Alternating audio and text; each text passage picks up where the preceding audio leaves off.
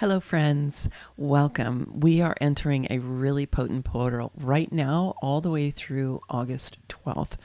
So we have just entered into the energy of the Lion's Gate. And then on the 12th, we're going to have a solar eclipse. So there's a lot of extra energy coming your way. We're going to take a look at the charts, particularly the extra energy that's coming to you via the Lion's Gate. But then we have a lot of potency with the solar eclipse. So this is another human design transit report looking at what's happening for us astrologically through a human design perspective. I'm Maggie Ostara. I'm a human design expert and a sovereignty mentor. And I'm delighted that you're here. Let's go ahead and dive in.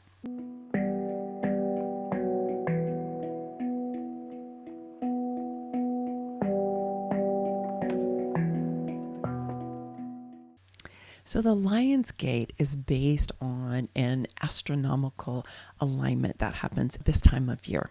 It's when the star Sirius starts to appear on the eastern horizon right before sunrise. And this is something that the Egyptians tracked. According to their lore, they tracked it because this is when the Nile was going to flood, and that brought a lot of fertility to the Nile Valley. Because anytime a river floods, it brings a lot of extra nutrients into that area. One of the things we modern people seem to have forgotten, and building in floodplains try to keep floods from happening. But in any event, the ancient Egyptians understood this, and so they were looking at Sirius and looking at that as an indicator for when the floods are likely to come, and that this was actually a beginning of a year for them, the new year for them. But we can think about it also in terms of our alignment with this star, which some people say is the other star of a binary system with our star, and that our two stars are actually rotating around each other as well as each having their own solar system. I don't know that that's been proven astronomically, but I certainly have heard a number of people talk about that as a possibility.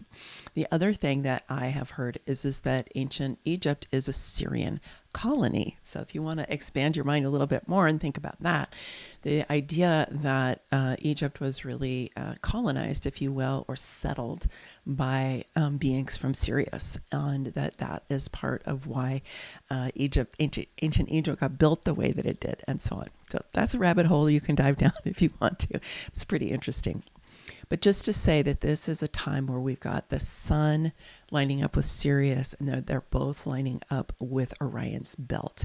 And both the Greeks and the Romans, as well as the Egyptians, all noted this. So this is not just a contemporary idea. It's something that the ancients also recognized.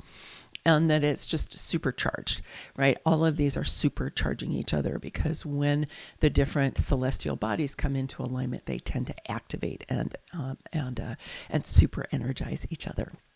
And then the Lion's Gate is also associated with the white lions, which are both star beings and also walk the planet in physical bodies.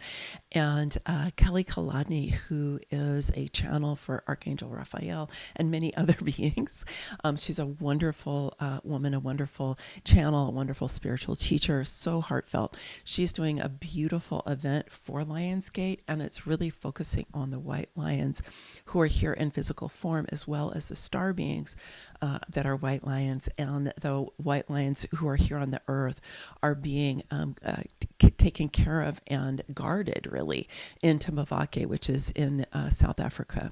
And Linda Tucker is a woman who has really kind of chosen and initiated into a lineage of indigenous people from that area, and she was chosen to be someone who could be a guardian for the white lions. And if you read her book or listen to her story, you'll find out why, because she's traveled the world many times raising money to help protect these white lions, because the bounties that people put on them is extremely high, and so they've been hunted virtually to extinction. And apparently there are about 15 of them right now, and they are continuing to grow and expand. And they are an apex animal for all of the animals here on the planet. So they hold a very important spiritual place, but also biological place for us here. And so what Kelly's doing is she's doing an an event. It's Friday night, Saturday, Sunday morning. You can still join it if you want to. I'm going to be participating in it. She's doing it live in North Carolina, but there's also a live stream. I'm going to do the live stream. She's also offering just an hour, or maybe it's longer than an hour, but it's just like at the peak on Saturday afternoon if you want to do that. I'll put the link for that below. You can just go to her website, which is the Angel Raphael, and register for it. And the hour or two on Saturday is pay what you can. You can pay as little as $1. I think $21 is what it's, the requested donation would be, but, everybody's invited. And so if you want to just learn more about it and you want to be kind of devotional about it, this is a good opportunity to do that. I would also say that Vivian Chauvet, who is another, star being who I follow and work with, she's also doing a Lionsgate, longer actually retreat that she's also live streaming. So you can find her. She's at the Arcturian University. And so you can look her up too. If you're, inspired by this and interested in this and want to get to know more and want to be with others who are going to be really observing this and being quite devotional about it. And for me, it's very much an opportunity for us to be continually to align with our galactic origins, with our star being nature, that we are actually kind of angelic and galactic beings having this human experience. And we're in this process right now of this great transformation that we're going through. And so for me, it really helps to tune in to what's happening with the stars and what's happening with the planets, because this is a happening that is beyond human foibles. And so it is a way that we can move out of kind of all of the chaos and tumult and stuff that is going on in the human world and align to something that is more auspicious for us and that can really inspire us and fuel us, and we can come together. And as we do that, we begin to pull the future of the new earth towards us. And as we begin to embody it in our own beings, then we bring that future closer to us. So if you would like to join in, those are a couple of opportunities. I'll put the links for that down below so you can check that out. So let's go ahead and take a look at the chart for Lionsgate. So Lionsgate, the peak of it starts, some people say the end of July, like 28, 29 of July. Some say more like the 7th of August and goes through the 12th. So whatever you want to believe about that, we're in it now, right? We're in it now. And the peak of it is on the 8th. So it's 8/8, right? And so I ran this for 8 p.m. Eastern time because that's the time that Kelly is doing her particular thing on Saturday. So that's what I ran this for. But it's pretty similar, even with a few hours one side or another. And you can see here that there's a lot of extra definition that is coming in during this period, and that's really exciting. Also, it means there's a lot of extra energy that is coming our way. So what jumps out at me is that we still have the 4130, which I've talked about in previous videos, and I can put a link for that down below so you can go check that out, because that's a very important alignment that's happening with Pluto and the North Node in the Human Design System, creating that whole channel. But I'm not going to talk about that now because that's also a long one. It's going to be with us through the end of November, but you definitely want to find out about it. But then we also have these other two channels that are being lit up just during this Lionsgate period. And so we've got the channel that is linking the throat to the G center, and then we're going to go from the G center to the sacral. So we've got all this extra energy coming up from the sacral center, coming right up through the G, and then coming right out through the throat. So that is basically manifesting generator energy because it is bringing a motor to the throat. So it's extra supercharged because of the particular kind of alignment it is. So whatever you believe about what we were talking about astronomically with the Lionsgate, we can see just here how it is mirrored in the Human Design System. And let's just remember that all of the Human Design centers and channels and gates are inside of your own energy field. And so when we get more definition showing up in a particular transit, that means you're getting that planet activated kind of inside of you, kind of inside of your own energy field, right? They're not just out there, they're actually in here. And this is one of the really cool things that human design shows us when we start to really track the transits. And so here are the dates for when these two channels are going to be lit up. And I encourage you to find out more about them if you want to. One of the things I'll say here is all three channels that are being lit up here, they're all in the sensing circuit. Okay, the sensing circuit is right-brained energy. It's creative, it's expansive, it's spiritual, it's embodied, it's experiential. Okay, it's not logical, it's not strategic, it's not rational or any of those things, right? It's not left-brained energy. It's totally right-brained energy that shows up on the left side of the body. And so through this, all of these are inviting us to really expand our understanding of ourselves, right? Through that right brain ability to move out into the cosmos. Jill Bote Taylor, who's a neuroanatomist, writes in her book, Whole Brain Living, about how the emotional center of the right brain is really the place that we enter into in order to go out into the unified field or into the cosmos or into the 0 point or the Varanya whatever you want to call the cosmos, right? That we go through that right brain emotional center. And so this is all calling us to activate and to embody our right-brained energy, and includes really energy coming from that sacral, right? And it's coming up through that 29, which I'm going to talk about in a second, into the love of the body, which is the 46. And then we've got two storytelling gates that are being lit up, the 13 and the 33. So this is a lot of storytelling energy. It's a lot about how are we really loving our bodies, taking care of this form that we have, which is our ability to have this a human experience because we have this form. And then how do we tell stories that make our lives more meaningful? How do we retell stories of the past so that they're more meaningful for how life is right now? So those are some of the human design keynotes for what's happening for us during Lionsgate. And if you want to understand more deeply how to track the transits for yourself, I have just completed a long-awaited course. I've talked about it a number of times. So if you've been with me for a while, you'll probably have heard about this before, but I finally got it completed. It's called Master the Neutrino Streams, Understanding the Human Design Transits. And it's a 4-module course, and it really breaks down what I do when I look at the transits. It gives you foundational material on all of the gates and also on all of the planets, but then it walks you through actually how do you pull a chart? How do you analyze a chart? How do you read an ephemeris? So an ephemeris is, I have a book, sometimes they're online, and it shows me where all the planets are and all the gates I have ones that are 25 years long, right?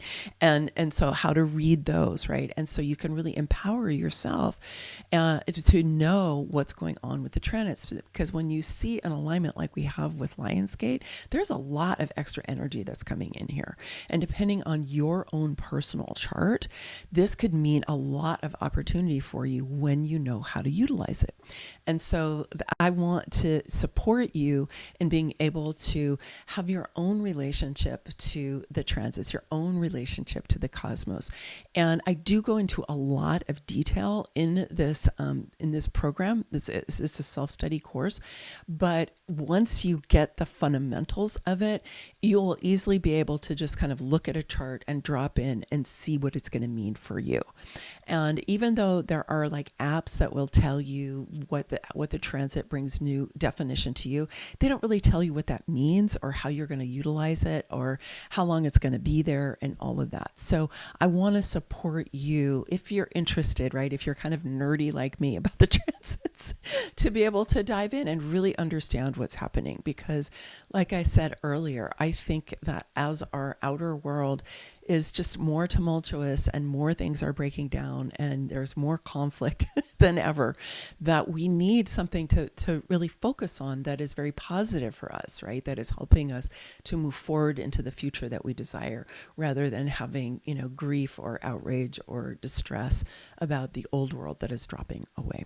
So I really encourage you to go check out Master the Neutrino Stream. It is going to be on sale for the next week. I'm going to put it on 50% 25% off just for its debut week. So just know that if you want it, it's a really good time to go and get it. The other thing I want to remind you of is that on Thursday, the 6th, I don't know when you're going to be watching this, we have our next community conversation focused on the human design transits. And so that's an opportunity to come and ask your questions with me, bring up topics that you want to talk about, really anything that would support you. And so if you do go and get the Master the Neutrino Stream program and you start to go through it, these sessions are going to be happening once a month, is an opportunity for you to bring questions in as well. So that's a kind of ongoing support that you can have if you want that as you're going through that self-study course. And then in a couple of weeks after that, on the 20th of August, we'll have our next community conversation about charts.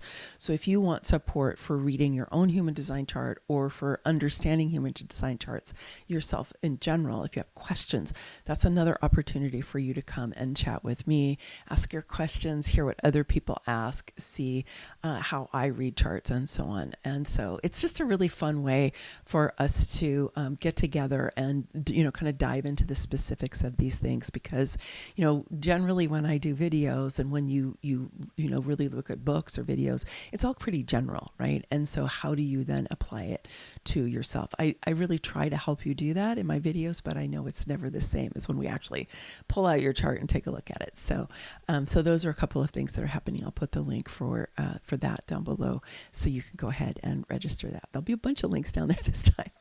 Okay, so let's go ahead and take a look at what's happening with the solar eclipse on the 12th. So remember, a solar eclipse always happens at a new moon because the sun and the moon are in the same part of the sky during that time. And we get an eclipse when we're close to one of the nodes, either the south node or the north node. And in this case, it's a south node eclipse.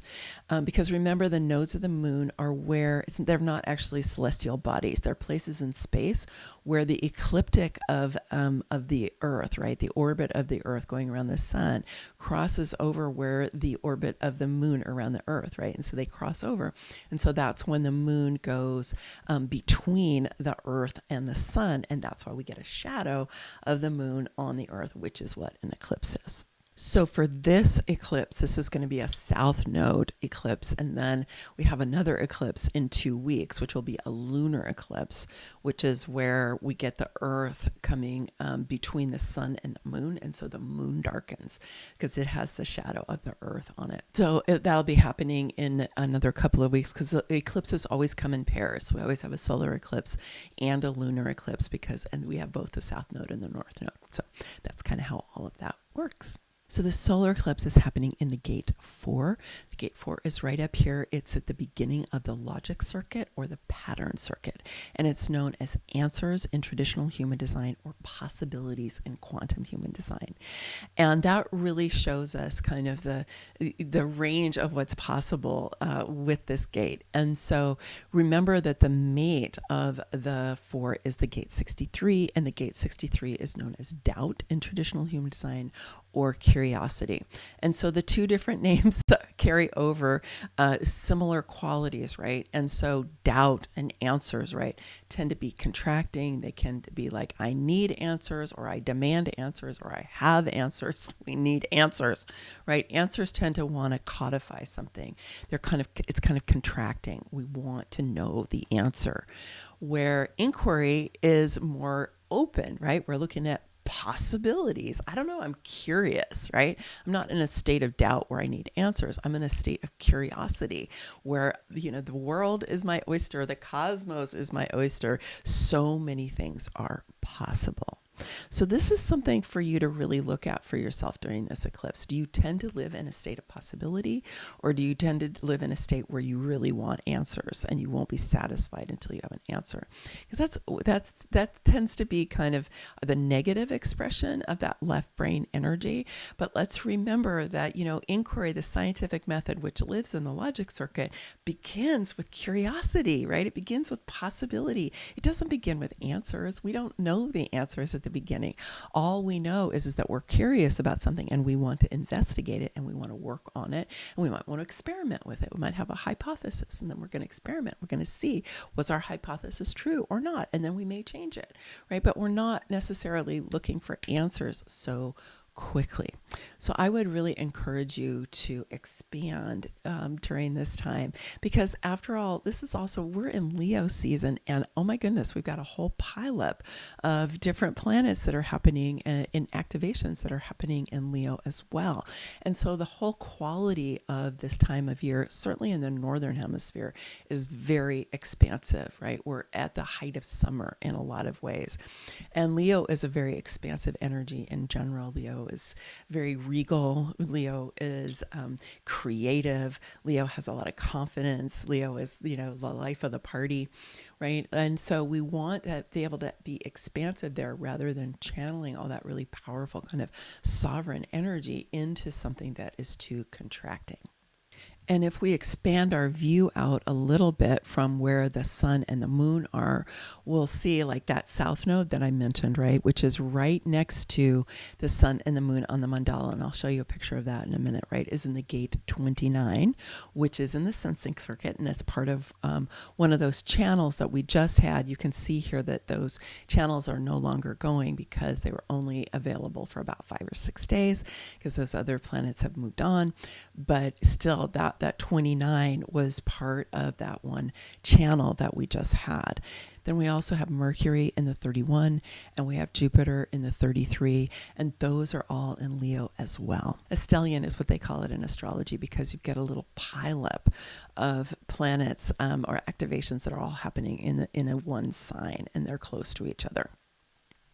And so we've got a lot of strong Leo energy. And so I really invite you to step into the sovereign energy of Leo, to really say, okay, how can I have more command of my life? How can I have more command of my inner landscape, which is what the first 4 pillars of feminine sovereignty are about, is really about gaining command on the inner landscape, right? And then how do we move through the world as sovereign beings and recognize other people as sovereign beings, which is what the second 4 pillars 5 through 8 of feminine sovereignty are about, is how do we communicate? How do we contribute? How do we collaborate? How do we show up as stewards in the world today as sovereign beings? And this is a wonderful time to do it because we're in Leo season. We've got a solar eclipse that's happening. We just are having Lionsgate that's happening.